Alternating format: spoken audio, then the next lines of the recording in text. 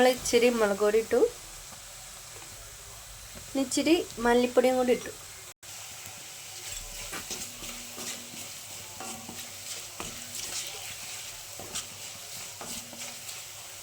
പിന്നെ ഇച്ചിരി കുരുമുളക് പൊടി.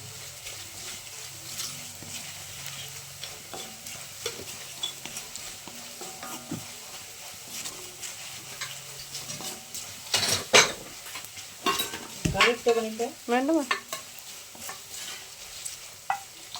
അങ്ങനെ കൊട്ടിക്കോ.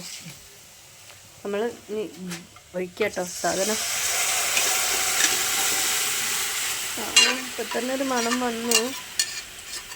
ഇങ്ങനെ തിന്നാം, പക്ഷെ നമ്മളിങ്ങനെ തിന്നുന്നില്ല.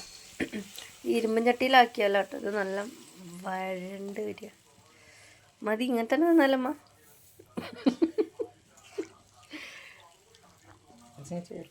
ഇച്ചിരി ഇതാ അച്ഛ ചോറ് തരട്ടെ.